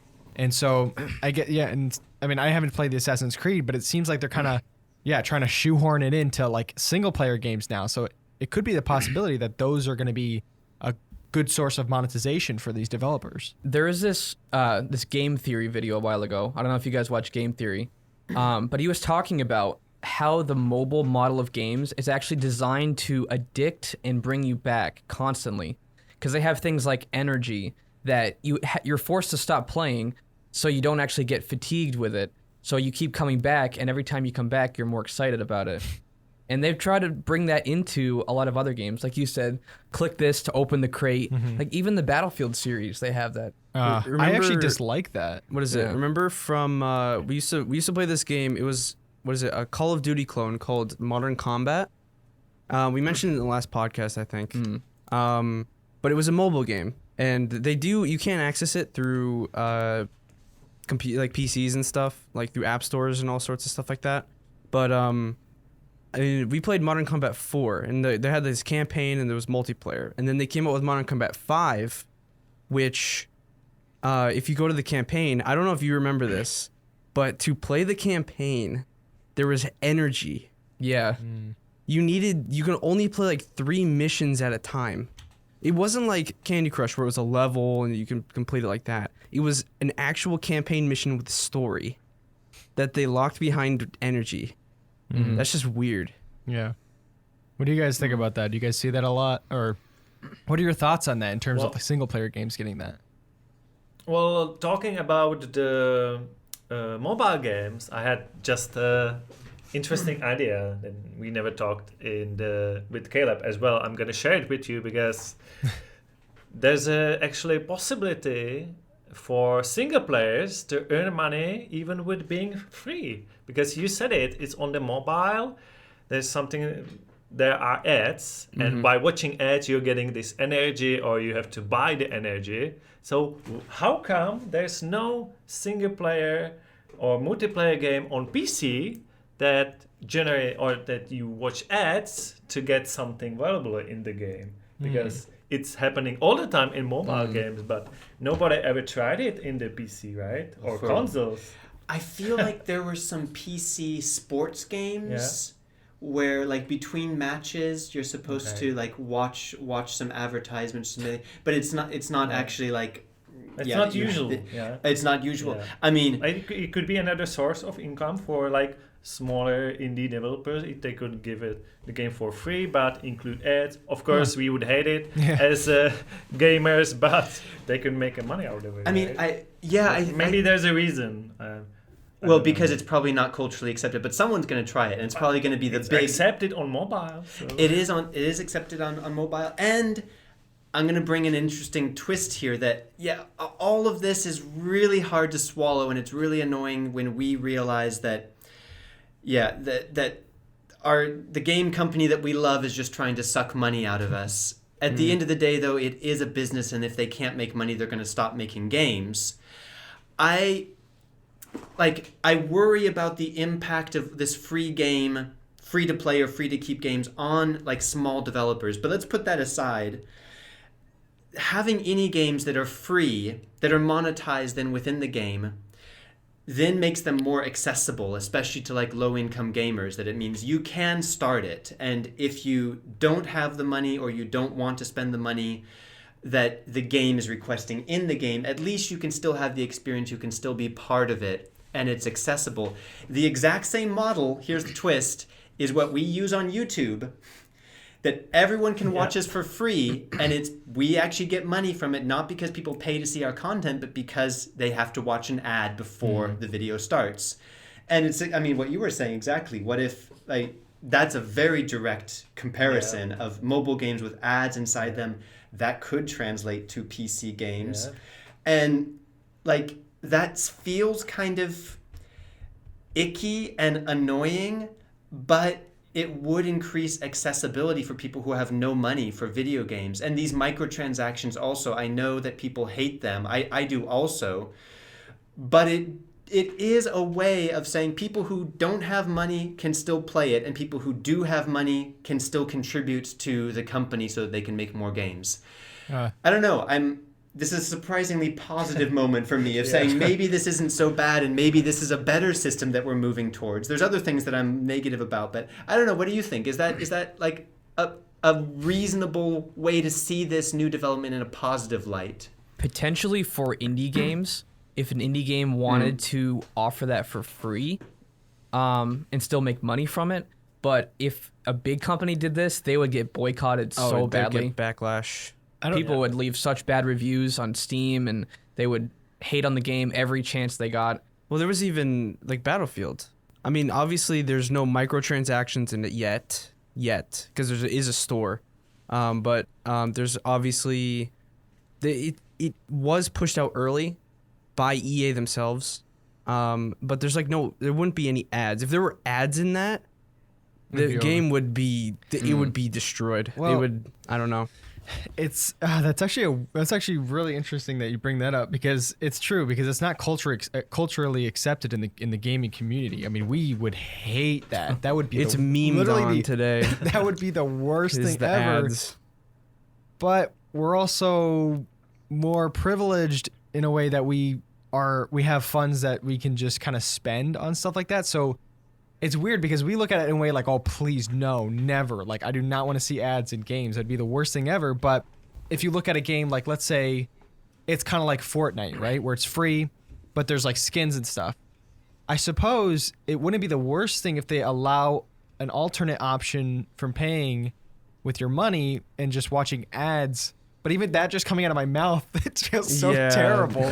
But it's a solution. And it's, I mean, I hate to break it to you, but it's already started, except that these big companies are secretly double dipping. There are so many games that have like product placement in their games. You know, Death Stranding comes to mind with like Monster Energy. That was a paid marketing campaign by Monster Energy to have the characters drinking Monster Energy all the time. I think in all the sports games there are like sports in games. Real life. There, like you can be sure if you're playing an RPG and the vending machine has a branded soda in the vending machine, they didn't just put that there randomly. They went to Coke or Pepsi and say, hey, do you want your soda to be in this really popular RPG vending machine? Because otherwise we're just going to go to the other guys. But we're paying for the game and they're getting those marketing deals. What if those like branding deals paid for the game for us? That would be a bit fairer. Well, I think maybe we just found a hole in the market, and maybe somebody who's just listened to this podcast and is actually indie or game developer could use this idea and find this podcast really useful. Yeah. I would rather Free idea, guys. I would rather have product placement like that in a game than have an ad run every so often. Sure. Because it Definitely kind true, of yeah. they could make it fit into the game itself. But if it was like if it was just a regular ad, it would just kind of unimmerse you from the game, especially if it was a single player game. But that's a different like. It's a different thing though, because the ad placement in the game benefits the developers plus the money that you paid for the game. But if it was like an ad that could pay for the game for someone that didn't necessarily have the money, like they make the game free because people will watch the ads. Like I hate, you know what I'm saying? But it's in everything now. It's in shows. When you watch Hulu, there's ads in it. When you watch Xfinity, I mean, again, it's the YouTube model. It's how we can actually make money from YouTube. No viewer is paying us for our content. It's because advertisers put ads on our videos. Yeah. That's why like anyone can make anyone is able to make a living on YouTube. So it's already in a lot of our entertainment. And it's true. I mean, Mikhail makes a really good point that it's kind of surprising that it hasn't fully infiltrated our PC games yet. Maybe it's coming. Maybe after you release this podcast, it's coming. Don't tell EA. Whatever you do, don't let EA know. I'm sure they have it in their sites. Maybe we should actually delete this podcast after. Okay. Just to be sure. Or cut this part out. If you're listening to this, No, EA would make you pay for the game, pay for DLC, and throw ads on the screen for you to watch. They make you There you go. pay to watch the ads. There you go. Yeah, they make you pay to watch the ads. Well, I wanted to ask you guys, like, talking about consolidation of all of this and how more and more games are going either free to play and or free to keep or on paid subscription services, and everything is consolidating. I mean, talking about the big deals in gaming as well. Like, do you think that it could be in 5 to 10 years, it could be a thing of the past to actually pay for an individual game, and everything is either going to be free to play or it's just behind a monthly subscription, and there's no everything will be okay. GTA 12 or whatever it is at that point will only be playable if you have a Game Pass subscription. And that'll be the only way to play the big games. It's just to sell the console, just to sell the monthly subscription. Do you think that that's where we're headed? I think in 12 years it'll still be GTA 5. Oh yeah, probably. Because of how long they Well, that's a good point. Bad example. Yeah. Well, Game Pass is huge. Yeah, that's one of the big ones. Like there's the streaming services for games. Obviously the streaming services for movies and TV shows. But there's streaming services like Google Stadia. There's the Amazon one. Netflix. It's called. Netflix is going to be doing one too. Netflix has one. I just they're tried. gonna be doing one. Netflix has started. Yeah, Netflix has given. It's like a few small mobile games, but they're trying to get into the gaming industry. Yeah. There's PS Now, which I tried the other day. There's a little bit of input lag, but I mean it's playable. I'm trying to think of any other big ones. Well, like you said with Stadia and GeForce Now, you actually have to buy those games. GeForce Now you do. Stadia there's a lot of free stuff on there, but GeForce Now you actively have to own the game to be able to use it. The biggest example is Game Pass. Yeah. Because that's almost it's a different thing, but it's kind of almost in the same topic. It's almost like the same topic because I get Game Pass.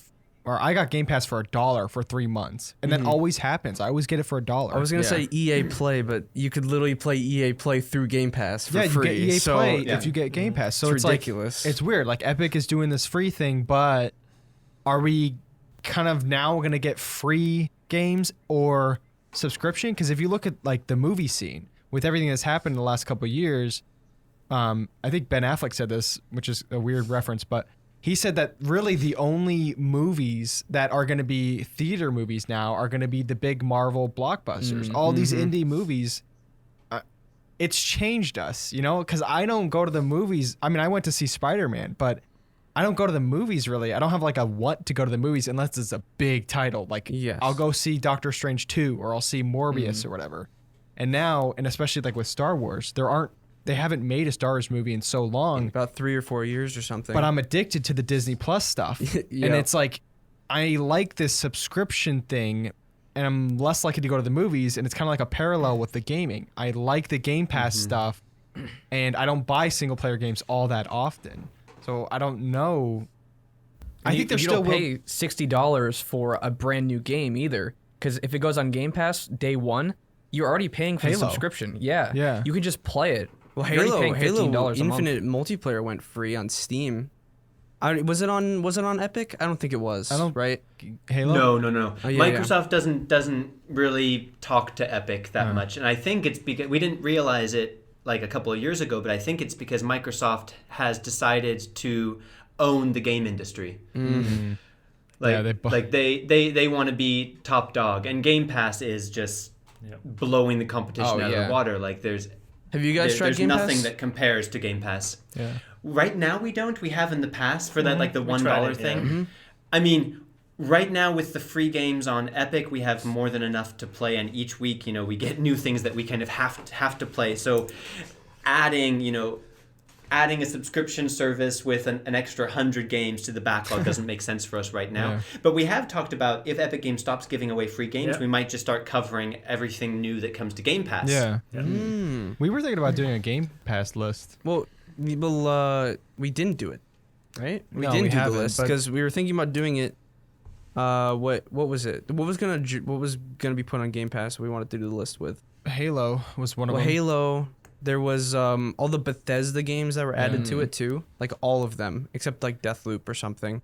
But yeah, they're actually, some of our viewers, they ask us, because we have this video series, Weekly Free Gaming, where we cover only games that are really free, not like paid subscription. They ask us, will you cover also Game Pass or Amazon Prime? And we say like we can't do everything. So if you have sources and time to do it, you might try it. Yeah. And we will be happy to tell them Cubold Gaming does it. Go to them. So that might be an interesting thing to do. Yeah.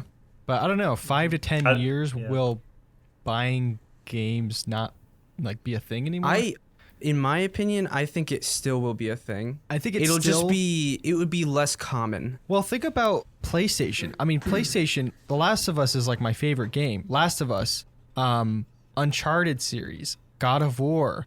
I don't think those are ever going to go free just because PlayStation knows that their partners make really good games and they know people will buy a PlayStation for that. And the Spider-Man Miles Morales, like those are crazy successful. Yeah. I think those will always be around, but on PC, I think we might see more Game Pass stuff type of model. I don't know.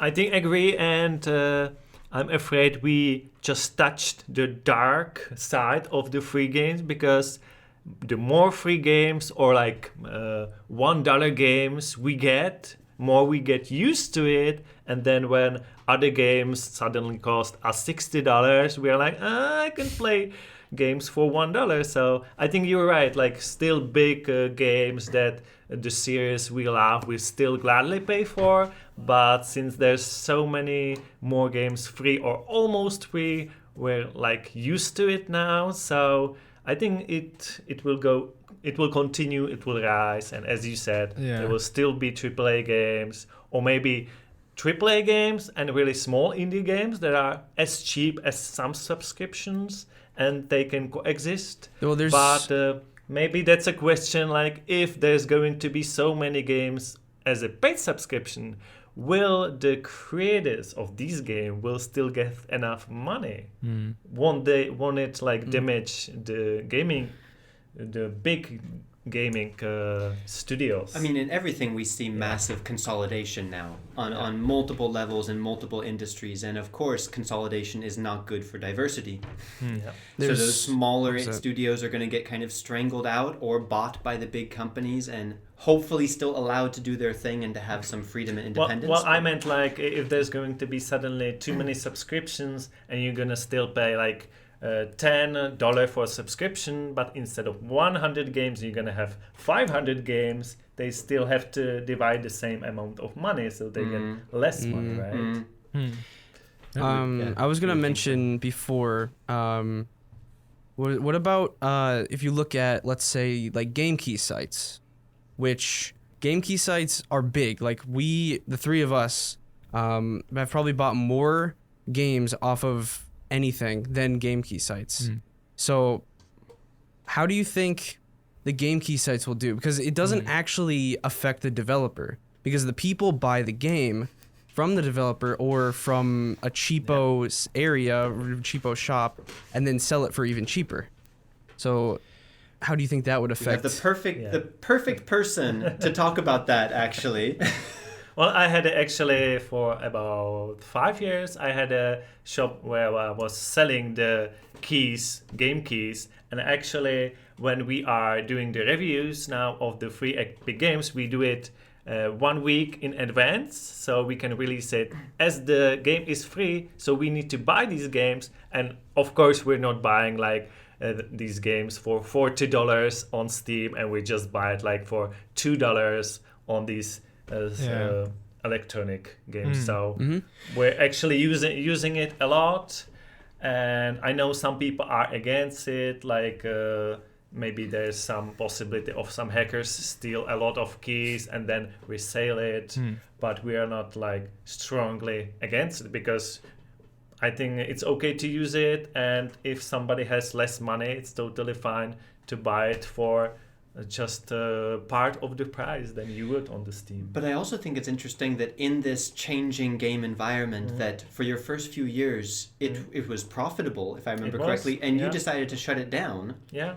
Now, but why did you decide to shut it down? Like, it was 2 years ago, I think. Yeah, there was just least interest, and as the games actually get less expensive, it's then less profitable for me. Like, at the beginning, there was like still most of the games, not AAA games, but still like $40. Now with these subscriptions, the people just buy less of the paid games in general, I think. And I think the parallel to streaming sites is really apt. Like, I mean, Netflix is why Blockbuster went out of business. You know, Blockbuster was selling individual movies or renting individual movies, and as soon as you can pay a monthly fee to have access to all of it, something like that goes out of business. Those key sites and most game stores, I think, are probably doomed. Yeah. As GameStop is for sure. Oh yeah. And as soon as Game Pass gets larger and Epic Games gives out more free games, and you know, I don't know how Steam will go, but I actually do think that those game sites are probably doomed as well, just because since as a whole the gaming industry is going towards subscription or free, I think they just won't have enough material to keep things going. They might have a backlog of like older games that maybe you don't have access to or something. Maybe, I don't know. But yeah, for sure.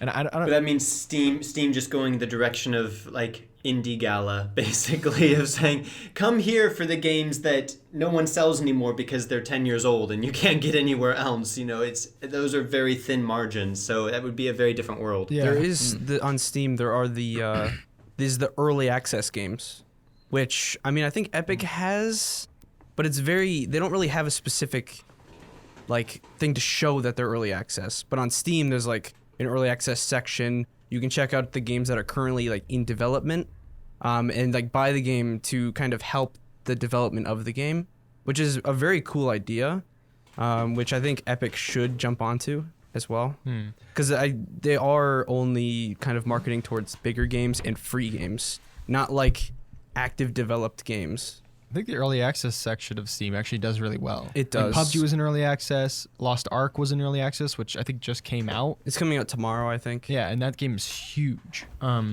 But I think like what you said, Yeah. the indie games. Actually, Epic Game Store is just introduced an early access games, but since they still have very little games compared to Steam, of course they're like introducing even this, but it's getting slow. Of course, Steam is still so big, has so many like different possibilities for the games, but they're slowly introducing early access as well. Yeah, That's cool. but I think the way you described it is like an indie game, central place that I think Steam does really well. And I think that Steam is kind of like a home for developers that don't want to go to Epic or kind of do that thing. It's kind of like a home for indie developers to go there. Like I mentioned before, Inscription, which kind of blew up, and I think it's overwhelmingly positive right now. It's still up there. Yeah. Yeah, and that was like kind of like it almost seems like a passion game. I haven't played it myself, but I've seen videos on it and stuff.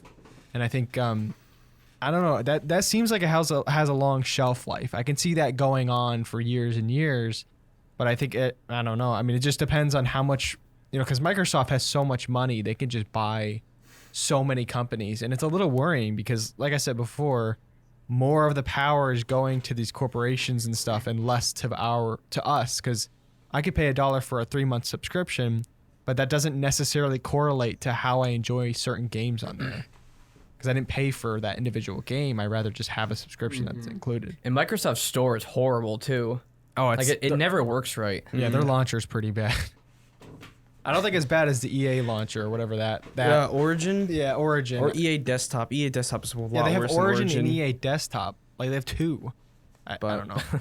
It's weird. I mean, I don't know how Microsoft can spend like $70 billion on Activision, and like how much money would it take to make a decent store launcher? Like, because it's $70 billion, like $100 million to like hire 50 programmers for a year and give them all the money that they can possibly use and make a better store. Like they could, with the money they have, they could like blow Epic out of the water, in a year. Yeah. Epic would not exist anymore. And you would go to Game Pass for your subscriptions. Anything that's not there, you would buy it either on Steam or the Microsoft Store. I don't know why they're not doing it. You might think it's easy, but if you like give this opportunity to some programmer and they know Microsoft setting, and there's no way I can fix that.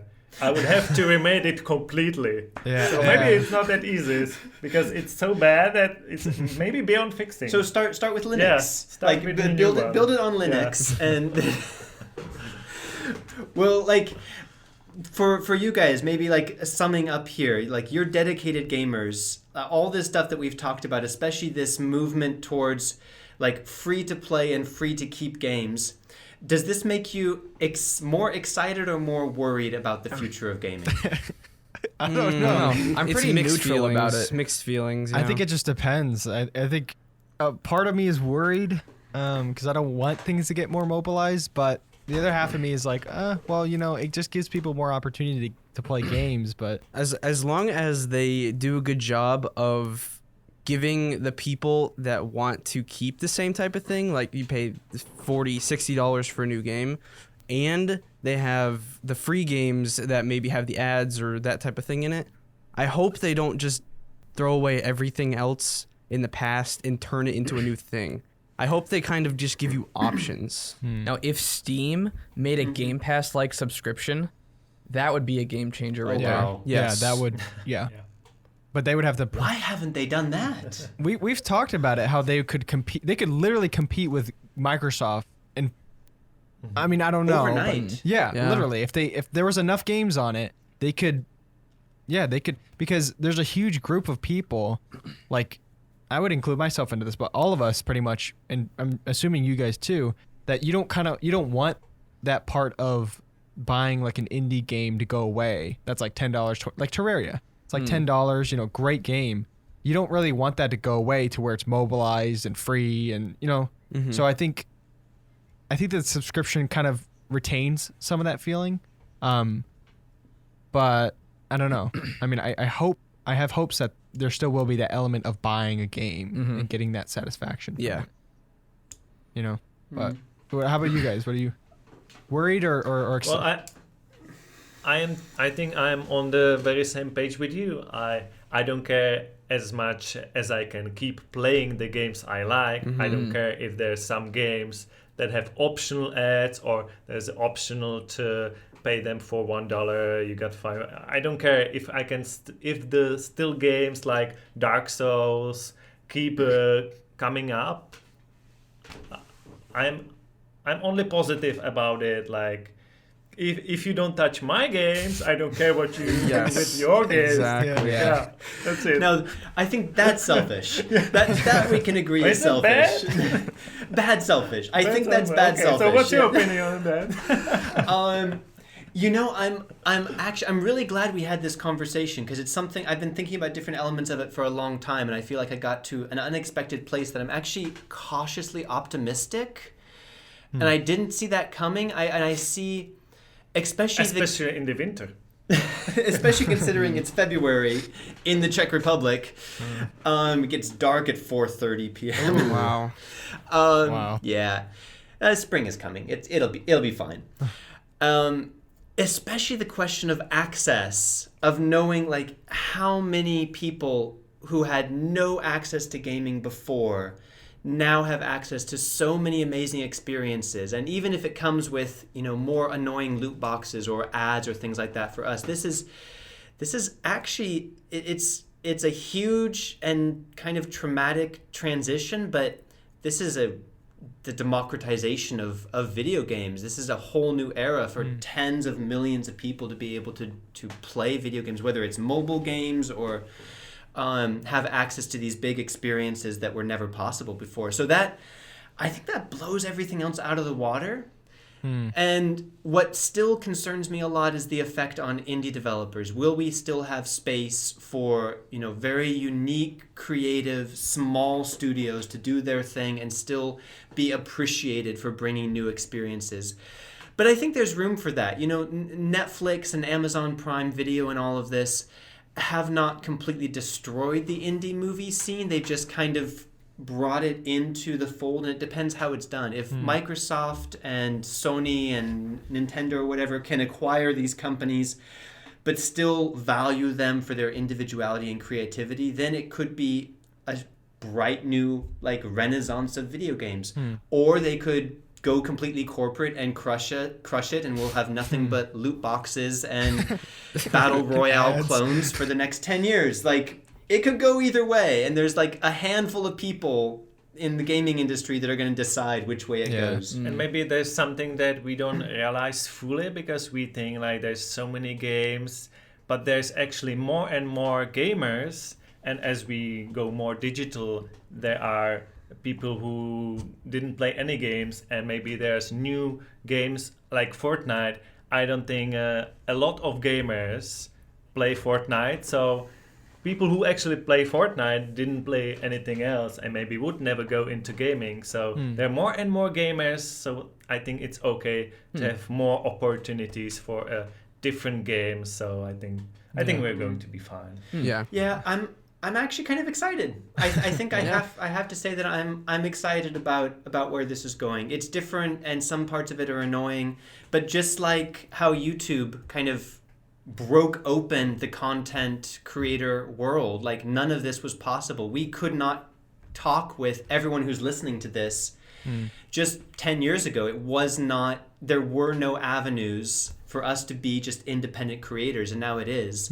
And so I hope that this transition of gaming kind of provides similar opportunities somehow in a different way, but we'll see. Yeah, I'm gonna go with that because there's that part of me behind me that's don't touch my games type of, yes, the selfish part. Yeah, that's that part is talking to me, but I'm gonna try to focus on what you said, because I actually like how you put it. I like that we're kind of breaking open this can of gaming that wasn't previously accessible to all these people, and it could. I'm gonna keep optimistic about it. I like that. Yeah. So change can be good. Yeah. All right, well, I think that's probably going to do it. Be sure to rate us on Spotify and Apple Podcasts, or whatever podcast platform you're listening to right now. Go subscribe to Should You Play It. They're great. They publish a lot of great content. They're always active. not only if you just want Epic Games stuff, but you want reviews and live streams. They have a great, actually a really great community over there. A lot of people that love them and kind of, they'll welcome you into the community. So go subscribe to them. We mentioned a lot of negative comments here in this podcast, but in general, like we have like an amazing fan base and people who are like just supportive and encouraging for absolutely no reason, and they're the reasons why we keep doing it. So you're absolutely right. We have an amazing community. We basically remember only the negative one because we have so many positive ones. Right. The positive ones are like, oh yeah, standard. What did you say? Their community consists of only the people that have bad stuff to say. No, they have a really good community. They have a really cohesive community for sure. So go subscribe to them. Subscribe to our CuboldCast YouTube so you can see us, you can see them. You can look at last week's and watch us eat the terrible candies and us being tortured. Thank you guys for coming on the show. Thank you. For being here and being guests on the show. It was a lot of fun. We got to do this again, and hopefully we can get more people on the show and more collabs with people, stuff like that. Yeah, explore more. So. Thank you for having us. We enjoyed it as well, and we like to brainstorm with other gamers. Yeah, yes, well. That was awesome. I enjoyed that very much. Be sure to check them out, and we will see you in the next episode.